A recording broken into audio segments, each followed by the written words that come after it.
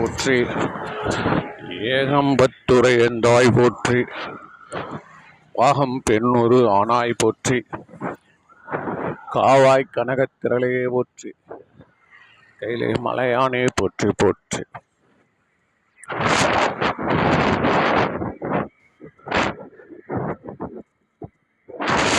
ஐந்து கரத்தனை ஆனை முகத்தினை இந்தி நிலம்பரை போலும் ஈற்றனை நந்தி மகந்தனை ஞானக் கொழுந்தினை புந்தியில் வைத்தடி போற்றுகின்றேனே. பாலும் தெளிதேனும் பாகும் பருப்பும் இவை நான்கும் கலந்துனக்கு நான் தருவேன். கோலம் செய்துங்க கரிமுகத்து தூணியே நீ எனக்கு சங்கத்தமிழ் மூன்றும் தா. நம் கடம்பனை பெற்றவள் பங்கினன் தென் கடம்பை திருக்கர கோயிலான் தன் கடன் அடியேனையும் தாங்குதல் என் கடன் பணி செய்து கிடப்பதே. சமரசூர பன்மாவை தனிந்த வேல் குமரன் தாதை நல் கோழம்பும் மேவினான் அமரலோகத்து அன்புடை தொண்டர்கள் அமரலோகம் அது ஆளுடையார்களே.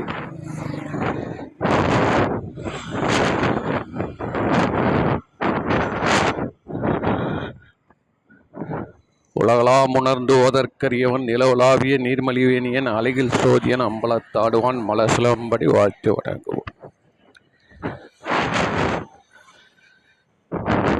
மேமையான அன்பு ஒன்றையே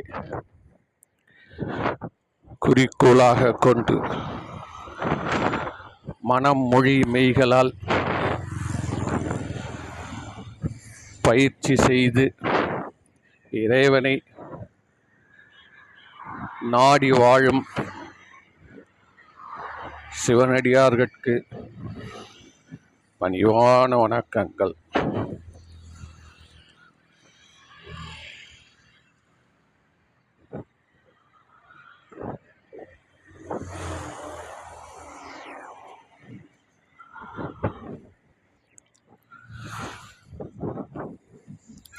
திருமுறை என்பது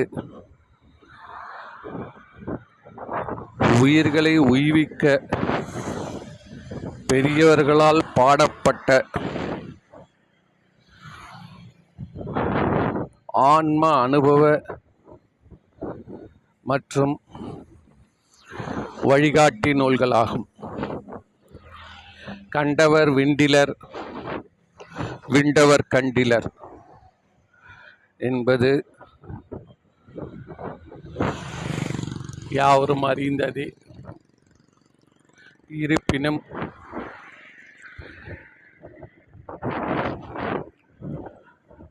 பதினெட்டாயிரம் பாடல்கள் உள்ள இந்த திருமுறையை பாடியவர்கள் கண்டவர்கள் மட்டுமல்ல, விண்டவர்களும் தான். அனைத்துமே இறைவன் கூற தாங்கள் எழுதி வெளிப்படுத்திய தெய்வீக இரகசிய அனுபவ கருத்துக்கள். எனவே திருமுறைகளை நாம் படிக்கும் பொழுது இது தெய்வத்தின் குரலாகவே நினைத்து அதை மனதில் உள்வாங்கி சிந்தனை திரையிலே காட்சியிட்டு அதில் ஒன்றி நிற்க வேண்டும். திருமுறைகளை நாம் என்று மதிக்க கற்றுக்கொள்கிறோமோ அன்றே நம் வாழ்வில் சிவம் வரத் தொடங்கிவிட்டது என உணர்வோம்.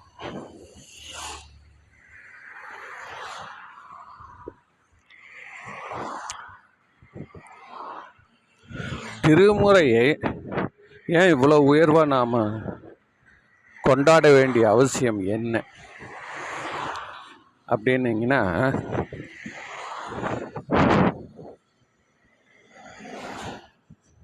ஒரு 1500 2000 வருஷமாக இந்த திருமுறைகள்லாம் இருக்குங்க. ஆனால் அவையெல்லாம் இன்னைக்கும்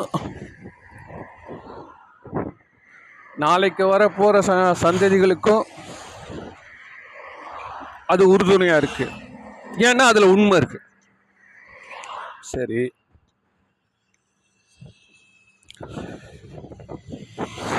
இது மாதிரி மற்ற சமயங்கள்லையும் இறைவனை புகழக்கூடிய நூட்கள் இருந்து கொண்டு தானே இருக்கின்றன. இதில் நீ இதை மட்டும் எப்படி உயர்வாக சொல்கிறீங்க அப்படின்னீங்கன்னா, மற்ற நூல்களிலெல்லாம் அதை படிக்கணும்னு ஒரு கட்டாயம் இருக்கு, அதை காப்பாற்றணும்னு ஒரு கட்டாயம் இருக்கு. சீக்கிய நூல்கள் இருக்கு இல்லையா, குரு கிரந்தம்னுவாங்க, கிரந்த் சாஹிப், அந்த புத்தகங்கள் இருக்குல்ல, அதுதான் அவங்களுக்கு இந்த தெய்வமே. அந்த பக்தி பாடல்களை தொகுத்து உள்ள அந்த கிரந்த் சாஹிப் என்ற நம்ம வச்சிருக்கோம் இல்லையா, திருமுறை கோயில்னு சொல்லி, கோயில்ல அது மாதிரி அவங்க என்னன்னா மூலஸ்தானமே அதுதான் அவங்களுடைய மூலஸ்தானம். நம்ம ஏதோ ஒரு சில கோயில் இருக்கும், சில கோயில் இருக்காது, பல கோயில் இருக்காது.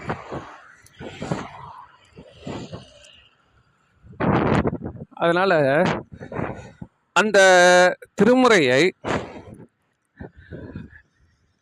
ராஜராஜ சோழன் தொகுத்துக்கிறதுக்கு என்ன காரணம் தெரியுமா? தொகுப்பதற்கே முன்பாகவே ஆங்காங்கே இப்பாடல்கள் பாடப்பட்டு வந்து கொண்டுதான் இருந்தன. இதெல்லாம் ராஜராஜ சோழன் அவர்களுக்கு செவியில் சென்று சேரும் பொழுது அவர் இதன் மூலம் எங்கே உள்ளது, இவை அனைத்தும் எழுதியது யார், இது எங்கே கிடைக்கும்? ராஜராஜ சோழனை மறந்தவர்கள் நன்றி கெட்ட நரகத்தில் உழல்வார்கள். எப்பேற்பட்ட ஒரு செயலை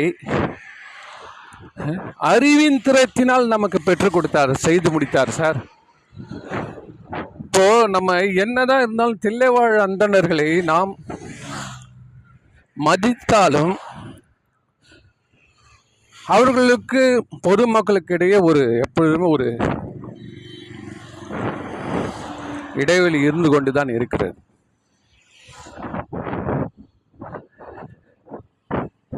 ஒரு புஸ்தகம் ஒன்று இங்கே இருக்குதுன்னு சொல்லி கேட்குறாரு, நீ 4 பேர் வந்தால் தான் கொடுப்பேன்னு சொன்னால் எப்படி முடியும்? யார் யார் எந்தெந்த காலத்தில் வாழ்ந்து சென்றவர்கள்,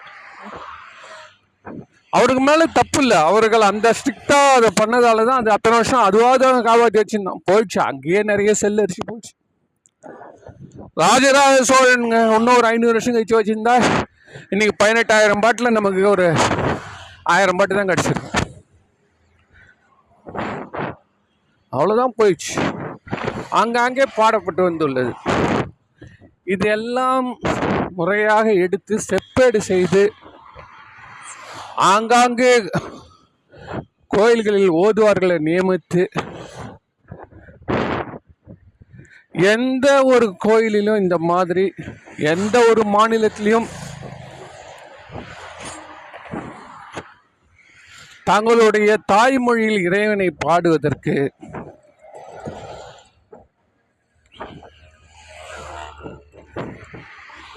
திருக்கோயிலில் இடம் இல்லை. நீங்க அப்புறம் உட்காந்து பஜனை பண்ணிக்கலாம், ஆனா இது பாடினாதான் தீபாராதனை முடியும் அப்படின்னு சொல்றதுக்கான அந்த ஸ்டேஜில் கொண்டு போய் வைக்கிறான்ல, அது கிடையாது. நான் இப்போ கூட பூனே போயிட்டு வந்தேன், அங்கே கூட நிறைய பாடல்கள் பிற்காலத்தில் வந்தவங்களாம் எழுதி வச்சிருக்காங்க. எல்லாம் இந்த பக்தி இயக்கம் இங்கேருந்து தான் தொடங்கியிருக்கு. இந்த பக்தி இயக்கத்தில் அவங்க நிறைய பாடம், ஆனால் அவங்களுக்கு கோயில் மண்டபத்தில் உட்காந்து நீ வந்து பாடல்கள் எல்லாம் பாடிக்கலாம், பூஜைலாம் முடிச்சுட்டு ஒன்று உன்னுடைய சௌகரியம். ஆனால் மூலஸ்தானத்தில் இவை பாடியும் பொழுது, பாடிய பின்புதான் தீபாராதனை அப்படின்னு ஒரு சட்டத்தை அவன் கொண்டு வர்றது நடந்துக்கவே முடியாது சார். இது என்ன புது பழக்கம்னு கேட்டிருக்க மாட்டாங்களா? இது என்ன புது பழக்கம்? வேதம் மட்டும்தான், சமஸ்கிருதம் மட்டும்தான் ஆகமத்தில் உள்ளது. நீ எப்படி எடுத்துட்டு வந்து இதை நிற்க வைக்கிற? இதெல்லாம் செய்து ராஜராஜ சோழன்.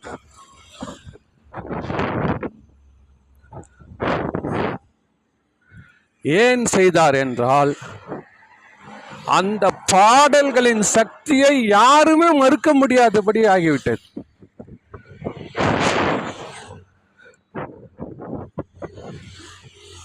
வடநூல் வல்லுநர்கள் முதல் சிவாச்சாரியார் முதல் வேத பண்டிதர்கள் அனைவரும் அவற்றை போற்றி மகிழ்ந்தார்கள். ஏனெனில்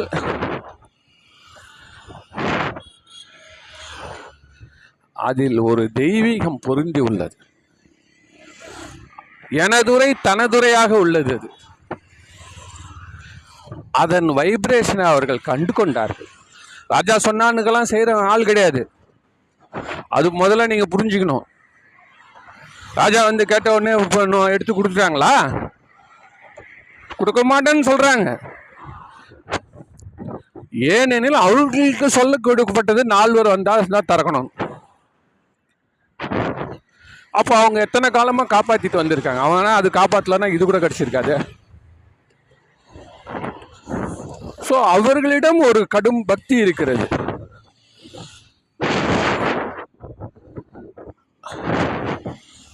அந்த பக்தியும் ஞானமும் சேரும் பொழுது இம்மையிலும் மறுமையிலும் சிறப்பாக வாழலாம். அது முதல்ல நல்லா தெரிஞ்சுக்கணும். பக்தியும் ஞானமும் மனிதனிடம் ஒருங்கே இருக்க வேண்டும்.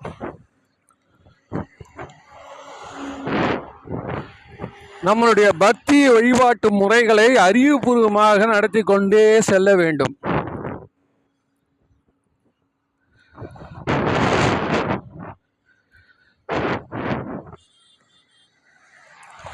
வீண் ஆடம்பரத்தில் நாம் செலவு செய்யக்கூடாது.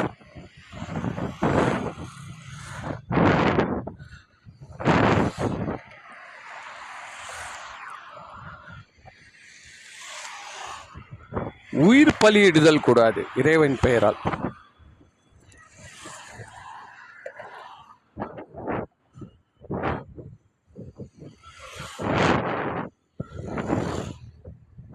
பொருட்செலவு என்பது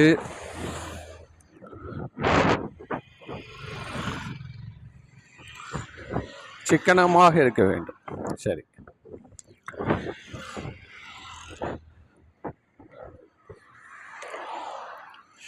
இவ்வாறெல்லாம் நாம் செய்யாமல் போனதால் தான் நம்மளுடைய மதத்தை விட்டு நிறைய பேர் பிரிந்து சென்று விட்டார்கள்.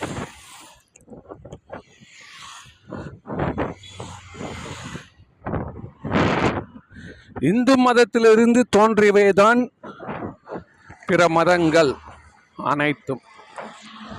இவை ஏன் தோன்றின என்றால், காலத்திற்கு ஏற்ப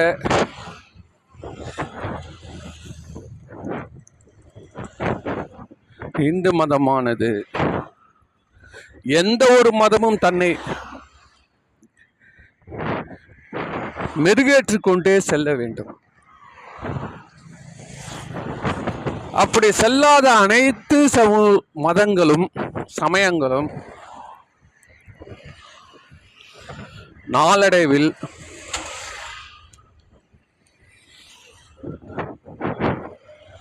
தேய்ந்து காய்ந்து ஏன் மாய்ந்தும் போகின்றன. தன்னைத்தானே அழித்துக் கொள்வதும் பிறரை அழிப்பதும் போன்ற செயல்கள் எல்லாம் அந்த விரக்தியின் உச்சத்தில் நடக்கின்றது. எனவே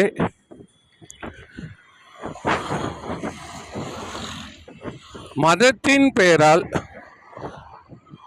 அறிவுக்கு ஒவ்வாத விஷயங்களை நாம் செய்யக்கூடாது. அதே நேரத்தில் மதம் சொல்லியுள்ள தத்துவங்களை நீர்த்து போக செய்யக்கூடாது.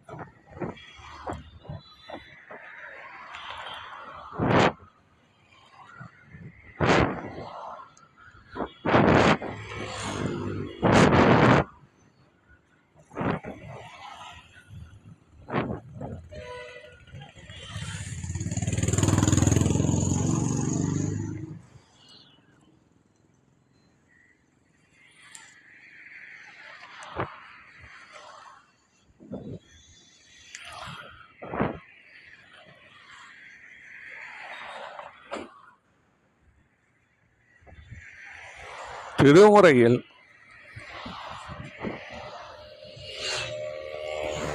பல இடங்களில் நமக்கு இதற்கான சான்றுகள் நிறைய கிடைக்கின்றன.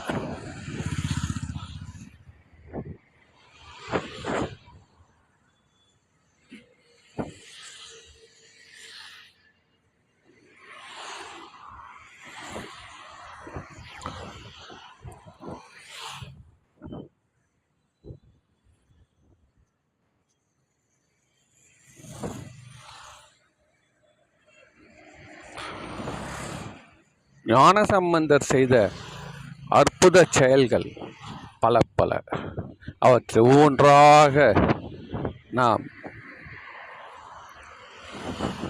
விரிவாக்கம் செய்து காண்போம். நன்றி, வணக்கம்.